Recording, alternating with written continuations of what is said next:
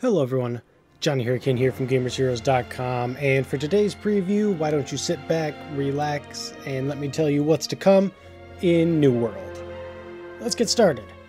Alright, so I recently got invited to a preview event for the MMO New World. This is Amazon's MMO, and it is actually due out pretty soon. The closed beta is on the 20th of this month.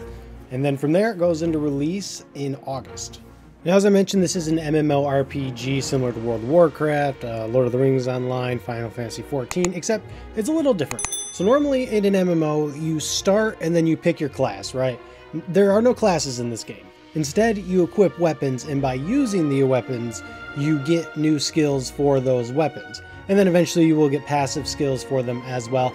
This also applies to the tools, as crafting is a major part of this game as well. So basically, you find a weapon or two that you like and you stick with that, and then you learn new skills for that weapon. But it also doesn't restrict you, right? So if you put 10 points into strength, which of course is for melee weapons, you can still use your staff to shoot fireballs or your bow or musket to shoot. It's not restricting, and you can, of course, respec. When the game begins, a character basically tells you about this place called Eternum, where he found these items not from this world, and of course adventurers want to set out and go get some of those items themselves. Long story short, your ship sinks, and you are sent to this Eternum Island, and you can't die. You can die, but you just respawn infinitely. I'm sure there is a story of some sort, but in this preview we didn't really get to see it. Basically what we got to do was we got shipwrecked, went onto the beach, talked to a guy, got some basic training, basic armor, basic weapons, did some missions around there. Then we went to the first settlement, and that's where we started doing some crafting and things like that. So let's talk about the combat. Combat is more active than your typical MMO, right? Normally for an auto attack, you just click and your character will do it without you having to click over and over. In New World, it's a little different because you actually have to click to swing. So you can't just right click and automatically attack. You have to keep clicking to attack. You also have to right click to block. You have to time your dodges. So it's a lot more active than your typical MMO. I'm not entirely sure how many weapons there are total, but I got to play one-handed sword, big two-handed hammer, spear, musket, bow. I saw a guy with a fire staff. I didn't have that. They mentioned gauntlets and rapier as well. And of course I had a hatchet. So there's a fair amount of different weapons, which of course will mean that there are a fair amount of different skills. So for the quests that we got to play, there was a lot of go retrieve this, go kill this, and then get materials to craft. So it was kind of generic MMO quests, but they were quick and you leveled up pretty fast. Once you get to town, that's when crafting really starts to unlock.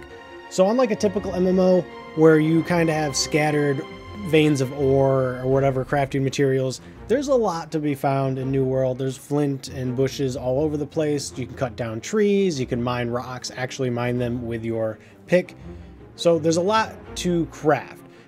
What they tried to put emphasis on was that it's not strictly a combat game. You can just play combat, but crafting is just as important in New World. And there's a lot of different options. Yes, there's weapons. Yes, there's guns, armor.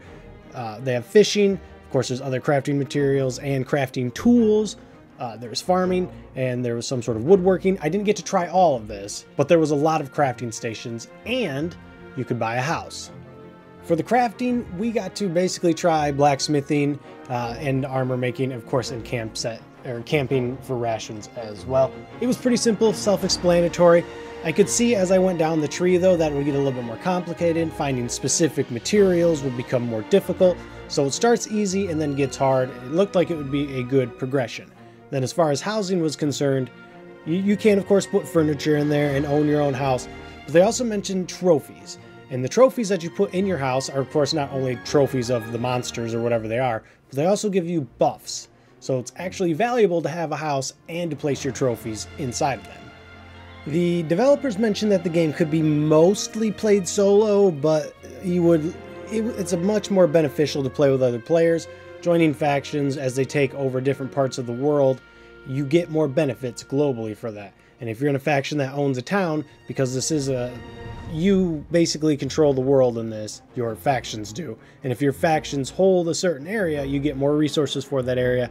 We didn't really get to test this out because it wasn't a large scale event. But the way they explained it was, if your faction owns the town, you basically get the taxes for that town, so you earn extra gold and extra resources for doing that. Now, another faction can raid that and attempt to take it for themselves, and that's where PvP comes in. Again, didn't get to try PvP, didn't even get to duel, but I'm guessing it's going to be a major focus towards the end. They said a 20 versus 20 mode, kind of more of like a skirmish where you're raiding an enemy camp or a smaller village, and then a 50 versus 50 mode where they were basically in like siege castles with cannons and things like that. Now that's the serious PvP mode. Didn't get to try it. I'm going to go ahead and pull Warhammer Online, which is a very old MMO. Good world PvP, fantastic siege battles, that's what I'm hoping for. Other than PvP, they mentioned a couple of other endgame events. They mentioned a couple of endgame areas. There's a lot of lore in the game, but you're going to have to look for it. There's these basically these pieces of paper that you can find. They give you experience for finding them, so they're worth it. But they explain what's going on around you. And for the endgame stuff, they talked about expeditions, which kind of sounded like almost like open, I don't want to say open world, but open area type of dungeons. You and a group of 5 guys, 5 players, go out, you know, you beat the bad guys, get your loot, get out. And that's some of the best endgame loot or endgame materials that you can get. Now, this is the only time I've played it, but from what they said, basically one of the players' bigger complaints were the endgame was too focused on PvP. They've added this and a couple of other things to rectify that. So hopefully the PvE players, which I mostly am, there's enough for us. So I basically went into this not really caring one way or another about New World. I played Final Fantasy XIV, you know, it's fun, but I can't do MMOs for long term anymore. I left the preview looking forward to playing more. So if you haven't played an MMO for a while, or you just kind of felt sick of playing World of Warcraft and Final Fantasy XIV over and over again, don't sleep on New World. It seems like it might be at least worth checking out. And if you pre-order, you get closed beta access. You don't like the closed beta, you just refund it. There you go. Anyways, that's going to do it for me. That's the end of the preview here. Like I said, I had a pretty good time. So if you liked what you saw, got what you needed, like, comment, subscribe. See you guys in the next video. Later, Gators.